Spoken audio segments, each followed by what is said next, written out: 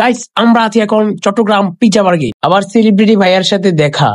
তো hello guys, আসসালামু আলাইকুম, welcome to my new blog. তো আমার পক্ষ থেকে সবাইকে ঈদের শুভেচ্ছা ও অভিনন্দন। তো আজকের ভিডিওটা বেশ ইন্টারেস্টিং হতে চলেছে, তো বেশি কথা না বলে ভিডিওটা শুরু করা যাক। তো যখন আপনারা প্রথমে আমাকে দেখছেন তখন ছিলাম আব্বুর দোকানের সামনে। তো এখন তাড়াতাড়ি করে বাসায় এসে গোসল করেই পাঞ্জাবিটা খুলে পরে নিলাম। তো পাঞ্জাবি পরার পর তাড়াতাড়ি করে অল্প একটু সময় রওনা দিলাম মসজিদের উদ্দেশ্যে। তো সময় আরো অনেক বাকি রয়েছে। সারা রাত্র অঘুমার কারণে কখন যে ঘুমিয়ে গেলাম তার সঠিক আমার নিজেরও মনে নেই। নামাজ থেকে এসে অল্প একটু নুডলস খেয়ে চলে গেলাম কবর জিয়ারত করার উদ্দেশ্যে। কবর জিয়ারত করে বাসায় এসে আমি ঘুমিয়ে গিয়েছিলাম। ঘুম থেকে উঠে রওনা দিলাম পিজ্জা বার্গ এর উদ্দেশ্যে। তারপর পিজ্জা বার্গে এসে পৌঁছালাম। ঢুকতে না ঢুকতেই মিলল এক সুন্দরী নারীর দেখা। ঢুকে গেলাম পিজ্জা বার্গের ভিতরে। খাবার অর্ডার দিতে গিয়ে আমার মাথা প্রায় ঘুরেই গেল। খাবার অর্ডার দিতেছি আর এদিক ওদিক তাকাইতেছি, দেখলাম এক সেলিব্রিটি ভাইয়ের সাথে দেখা। যদি কেউ ভাইয়াকে চিনো তাহলে মেনশন দিও। খাবার আসতে 25 মিনিট সময় লাগবে, ভাবলাম ভিতরটা একটু ঘুরে দেখা যায়। ভিতরটা ঘুরতে গিয়ে এমন একটি জায়গা দেখবো তা কখনোই ভাবিনি, কারণ এত সুন্দর। বাহ! তো ঘুরতে ঘুরতে আমাদের খানা চলে আসলো, তাই আমরা অপেক্ষা না করে তাড়াতাড়ি করে খেয়ে ফেললাম। এখানে একটি সুন্দর ছবি তোলার জায়গা রয়েছে পিজ্জা বার্গে।